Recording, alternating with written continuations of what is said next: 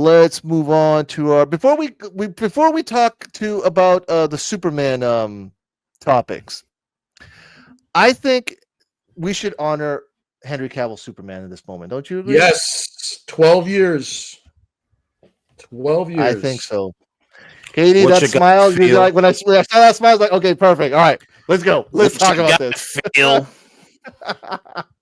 All right, guys. So we Rox here found something that he wanted us to share with all y'all. So let's play.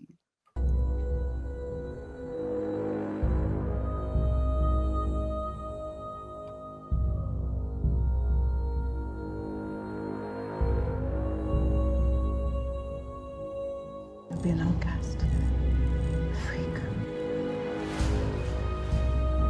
killer. No.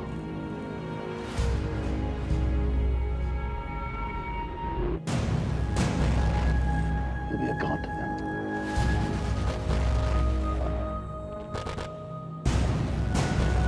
Why am I so different from them?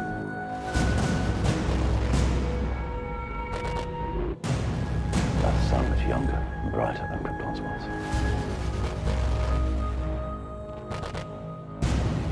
The cells have drunk in its radiation. You've grown stronger here than I ever could have imagined. You are not alone. You are not alone.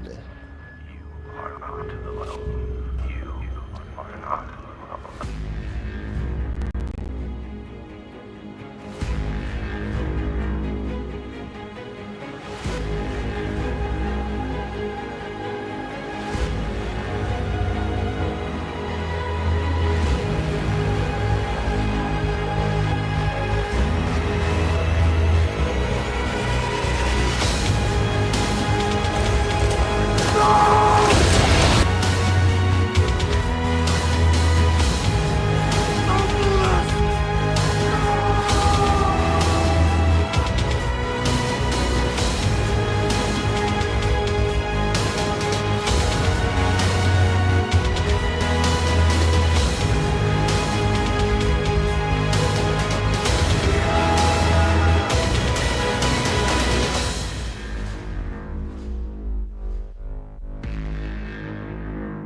Man of Steel.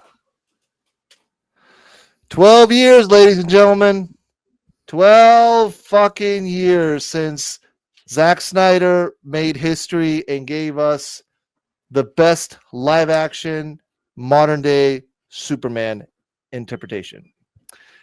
Which still version looks that we're a still million times better than anything that has come out to date. Amen. Let's be real. Yeah. Guys, you are our guests. We want your thoughts. On Man of Steel?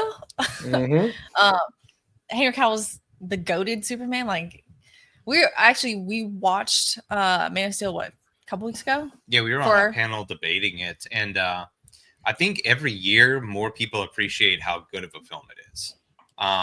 There's so much dishonesty. It's very hard to talk about the film. And this is not like just a Man of Steel phenomenon. I mean, there's a lot of dishonesty in all the comic book movies right now. But especially like one of the things, like we were talking to someone and they're like, "Oh man, I just typical shit." You know, there's just so much slow motion. There's actually no slow motion. Like there's not. You're right. You know what? There isn't no much slow mo. You're right. I just noticed that. Yeah. Do you know why? Because Zack Snyder came up with the idea. No, excuse me, not Zack Snyder. He expounded on it. But David Goyer wrote the script, and David Goyer said that he wanted this film to be shot like a documentary, not like a super duper action film that you would normally see with slow mo and all that. He said he wanted it shot documentary style, some handheld camera stuff, all of that. That's exactly what we got. Yep. That makes so much sense. That's why I've never understood the confusion around the film, because it's pretty obvious, given that Nolan and Goyer were involved with this, that it was supposed to be a continuation of what worked with Dark Knight, the Dark Knight trilogy. I don't know why this became the cultural moment that everything in the geek space became this fight. I don't know. We talk about it all the time on the channel. I don't buy into this narrative that you can only have one interpretation of a character. Like you can have different 52 fucking universes. Universes. Thank you. I've been talking about that all the time till I'm blue in the face. I keep saying that. You have 52 universes to play with. Open that up, man. Get these creatives in here. Get Guillermo del Toro to do a dark Swamp DC. Thing. Do a Swamp Thing. Do something. Get these guys in here. That's all you got to do. And I promise you, these people will start Dude, coming back do in this. droves. They This will. shit is fucking dope, man. And this is There's But an you are interpretation for forcing everything. people. You are forcing people to take James Gunn's version of the DCU and nothing else. He's saying you're gonna take this. And I remember there was a comment that he made. Remember, you guys probably remember this, Rox and Phil. Somebody asked him about why he does what he does, and he says that he does it because it works, and he'll stop doing it when it stops working, or some shit like that. He said that in a Twitter post. What works? The buffoonery. Oh, The buffoonery. He says he does it because it works. That lets you know that he's not in it for the artistry or for the creativity. He's just a hired gun, so to speak. so to speak. No pun intended. No pun intended. I'm just saying that's he made the point though. He made the point of saying, I'm just a guy behind the camera to give you buffoonery. When it stops working, then I'll stop doing it. That's what he said. It's his formula. So- it's what he knows. That's his formula. Yeah. it's just his style. But and I completely agree with Andy of just like there's just a lot of dishonesty surrounding Man of Steel. Because even the stuff people were kind of arguing about while we were watching the movie, it's more so people just having. Please in go their deep head- and highlight that. Highlight. What were you guys arguing about?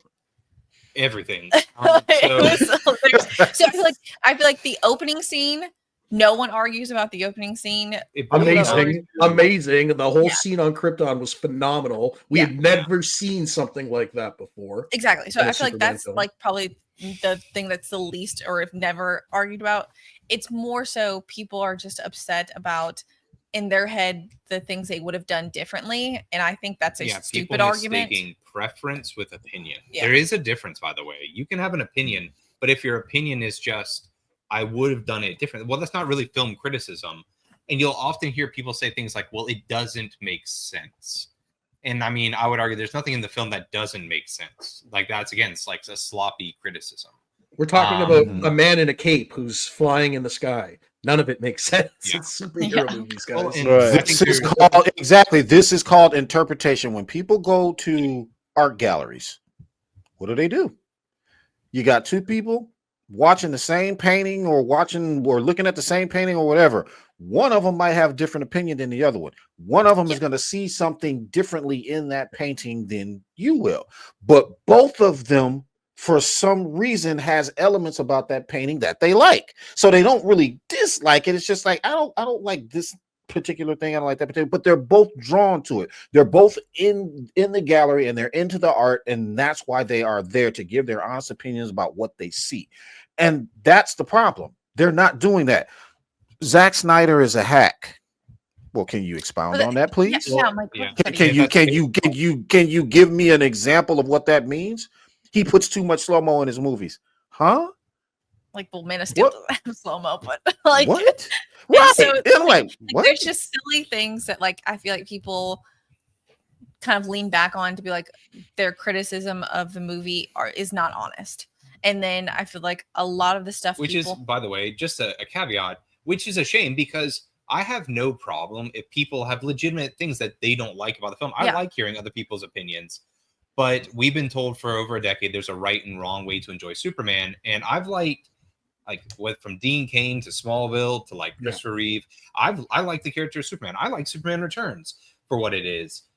I find it weird that now the narrative is we need less of this character. And it needs to be this one version. Any idea why? Well, if we're being my personal opinion would be that James Gunn be brutally honest, because if I think our opinions might exactly be the same. Go ahead. What is your thought on that? very clear James Gunn doesn't like competition. I think it's that, but Yeah. I think more than that. No way. But I don't think it's just James Gunn. I think it's Warner Brothers, dude. Like we've said for forever, bro, that company is in trouble. Do you think they can afford to float two different interpretations of Superman right now? It's like, dude, look what's going on with the Batman film. Yeah, like that. Like, why is I'm that still taking in- so No, long? but that's getting delayed because again, James Gunn doesn't want like Katie said it perfectly. Competition. That's what it is. They didn't have to cancel Superman and Lewis. They didn't have to cancel it. They canceled it because, like I said, That was a competition. phenomenal show, by the way. Every time we talk about it, I have That to just show was highlight great. how good Yeah. of a show that was. How great of a separate Superman IP that was, that could have continued, but didn't because of one person and one person's decision. My conspiracy theory is the entire hiring of James Gunn is the best person you can hire if you're a studio that is in deep, deep trouble that wants to slowball fans until you sell the company. Because well, also, yeah, yes, it's true. But also, words, it's not a bug; it's a feature. Right. That's what he said. And also, Andy, remember also something like when Zazie was. This was before Cavill had to say, "I'm not back." Zazie was trying to find a DC honcho, and nobody wanted the fucking job. Yeah. Dan Lin was supposed to was the frontliner for the job, and now he's at Netflix. Nobody wanted this job. So And technically, again, if and this is Zaslav why didn't even let me finish, hire. Rock, let me finish. Sorry, Let me go finish ahead, before I lose go ahead. this. And this is why we go back to what we were talking previously today in the show. Why WBD still has people that just don't fucking get it. C'est la vie. Peter Safran. Well, that was the thing I was going to say, is that Zaslav technically hired Safran, and Safran hired Gunn. That's how that exactly. all out. So that's So how you again, end up with the same idiots running the circle. If you want Warner Brothers to return to its former glory, you need to fucking purge everybody in that building from top level executives because to here's the security guard. That's exactly what I was getting to in the conversation in the beginning. I was like, there is a cancer in there, and it's all got to be cut out. Y'all are only cutting about little bitty pieces, and you need to cut that entire. You need to cut that entire thing. Hey, Sin Havoc. So, but that's what I think. I think that he hired Safran. Safran said no Cavill. He went to Zaslav and said, "This is Peter to Zaslav. No Cavill." Zaslav came back and said, "Gunn, come here. Go tell your boy no." That's what I think happened. Once he hired Safran, he went to Zaslav and said, I can give you your Marvel, but you got to get rid of Cavill. And they used Gunn to do it. Yeah. So no, Gunn didn't directly fire Cavill. Gunn was following orders from Zaslav. That's how the shit went down. Yeah, and so that's what I think. I think they want it to be the conversation about Gunn. I think if we started talking with you guys on this podcast, bro, what is going on at Warner Brothers? What do we know? They're in huge financial problems. They're splitting the company. They're pulling shenanigans to try and move the debt around. And I look at all this, and if you were to say, like, hypothetically, what would have been the most logical person if you were to reboot this whole thing? You wouldn't have gone Gunn. You would have gone Christopher Nolan. Yes. Somebody who that's heyday of it's never been better, right? That's DC at its most popular, the most culturally relevant. And you would have said, let's just back up the bus, drop as much money as it takes to get Christopher Nolan to come, write us an outline to oversee it with like whoever, Goyer, his brother, whoever. And you would just make that work. But if you have Christopher Nolan come in, what type of projects do you expect from him? Huge, expensive spectacles. You don't get away with releasing Peacemaker season 2, Creature Commandos. You can only do that because people will look at Gunn and say that's his style. So I think they went knowing that money is a problem, and they hired a director who they could be like, we're not broke. That's what he wants to make. He doesn't want to make Wonder Woman. He doesn't want to make Batman. He wants to make Creature Commandos, Clayface, things that they can get away with. Sergeant Rock, while they consolidate. Exactly. And that's the thing. They're consolidating. This is what a company does when it's out of money and they're trying to look better to their shareholders. They're canceling stuff. They're delaying indefinitely. And we all know half of these things will never see the light of day. They've taken all the stuff that they said they're going to make. And what really annoys me is there are people who are looking forward to that, and now they're going through the exact same disillusionment that people that like Cavill, that have this- gone through this it with I the would say. Snyder movement and all that. Yeah. Yeah. And mark History my just words, repeats it's going to itself. happen with Gunn. Those same people right now who are, pro James Gunn, there's going to be coming a time where you guys are going to be fighting for him to come back because it's a cycle. Yeah, It's a well, cycle that keeps right now repeating. we're hearing with the current Superman film that they cut 20 minutes out of it, Yes. and Mhm. Gunn's having to go out there and say like he wasn't forced to do anything. But in reality, later on, you're probably going to hear how, We all know. yeah, like Yeah, we all 6 know. months down the road after the movie comes out. Yeah. Yeah, And David Ayer was a good little soldier too. He signed off on it, and then years later said, "Actually, no, they fucked with my shit, and I'm pretty pissed." yeah. There you so- go. Yeah. How long before there's a And gun? and Muschietti the same thing. These guys, listen, Muschietti, nothing against him, but he ain't no David Ayer. He ain't no Zack Snyder. And a lot of these guys, just like you and me, we got to work, pay bills, feed the family. So a lot of these directors and actors that maybe don't agree with what's happening, but hey, that's their livelihood. They got to eat. So yeah. I think they like to pit fans against one another because the person that doesn't get held accountable is the studio, and this studio. And wasn't that the first thing James will. Gunn did when he came in as CEO? Was make that stupid comment about a fractured fan base and how a certain section of the fan base isn't going to enjoy this movie. Like, Why would you did say that something himself? like that? Right. And it's like, why would you? They found the Pitting perfect fans vessel. against each other.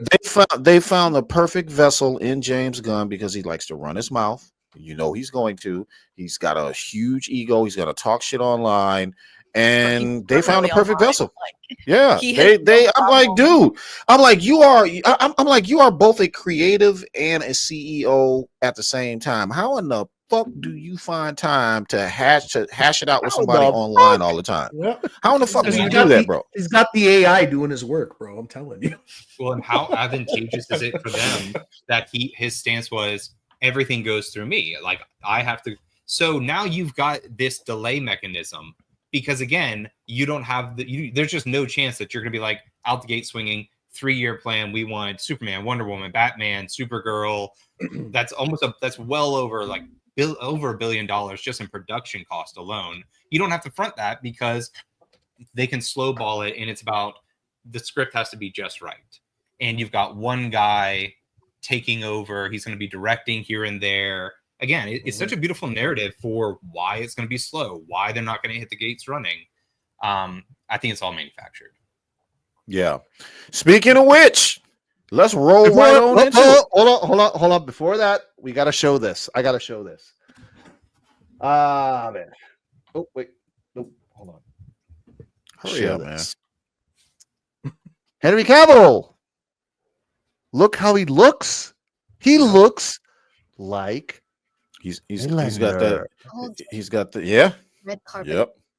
This time with his stunning fiancée Natalie Viscoso at the Taormina Film Festival in Italy. Rocking a classic tux and showing off longer, curlier hair, the Witcher star looks sharp. Natalie turned heads in a glowing Wait for it, guys. proudly Wait showing for her it. sparkling ring. The couple recently welcomed their first baby and have been keeping things low. Will you look at that? That's the shot. Henry Cavill still is Superman for a lot of people, not just us nerds online, general audience. And I saw the whole. This isn't the video I wanted to show, but this is the only one I could find now. But he is in a lot. He was in the films cans, I think, or something like that. A lot of people autographs. A lot of people with Man of Steel posters and shirts. Like, guys, this man, and we said this on the stream also previously on a previous video he did with Patrick Stewart, Sir Patrick Stewart. Yes, he represents Superman. It's part of his representation. You're going to see this man for until he dies with that S. Yeah, this S right here represents Superman, and he is Superman. The other thing I really liked is I saw a lot of people. And Corsewood, hold on. Let me finish my point. And Corsewood, I'm sorry, brother, you got to earn it.